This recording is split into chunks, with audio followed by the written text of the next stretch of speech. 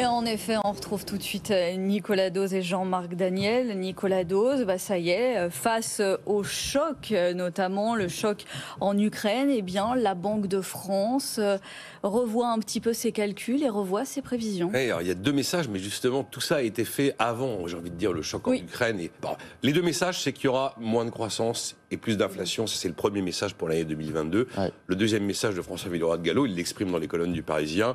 Le choc de la guerre sera moins lourd que le choc de Covid. Alors après, vous avez deux chiffres.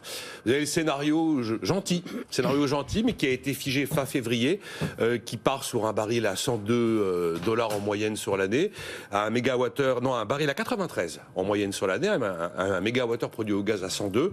Et là, ça nous donne 3,4 de croissance cette année, et ça nous donne 3,7 d'inflation. Et puis le scénario dégradé qui se place à 119 $ le baril en moyenne sur l'année, et le mégawattheure produit au gaz à 181, c'est 2,8% de croissance. C'est quand même là, on tombe sous les 3%. Ouais. Je vous rappelle que le budget a été construit sur une prévision de 4, et l'inflation monte à 4,4%.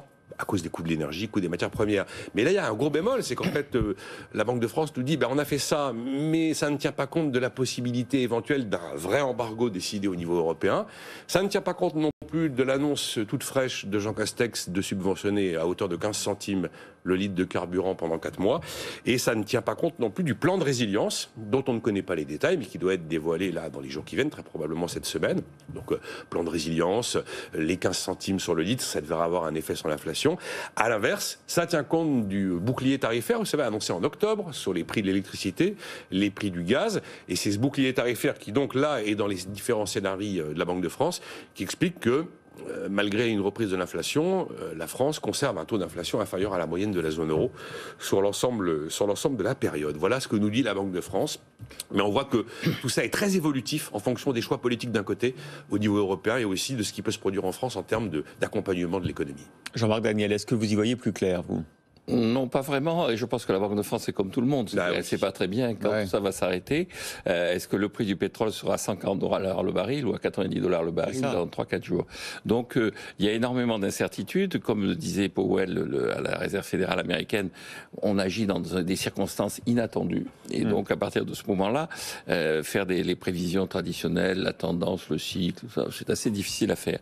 Ce que je retiendrai quand même de ce que dit la Banque de France et de ce que vient de dire Nicolas, c'est deux choses. La première chose, c'est qu'effectivement, tout dépend du prix du pétrole. C'est-à-dire que l'inflation en tant que telle, c'est vraiment concentré sur...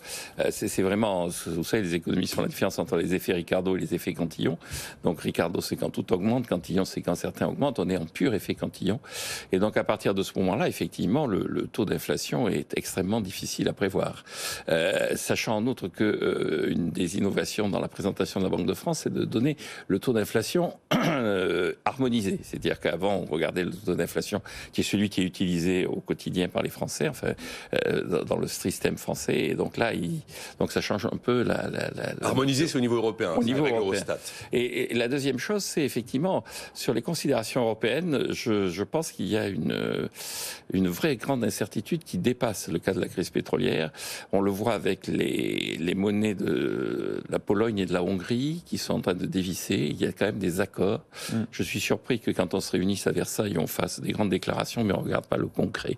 Une des questions, ça va être quel va être le degré de solidarité qu'il va y avoir entre les pays de l'Ouest et les pays de l'Est, et comment la Banque centrale, qui est tenue par l'accord du SME numéro 2, va réagir vis-à-vis de la situation en Pologne et en Hongrie.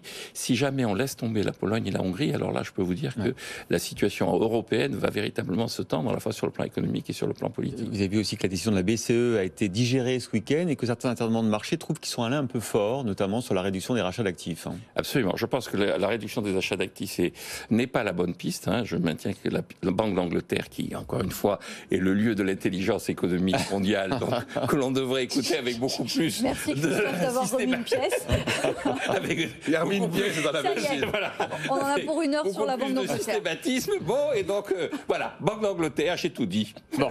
Non, juste, il y a un mot qui a disparu, c'est le mot temporaire quand on parle d'inflation. Là, plus personne ne parle. Il y a un mot qui fait son apparition, c'est le mot stagflation quand même.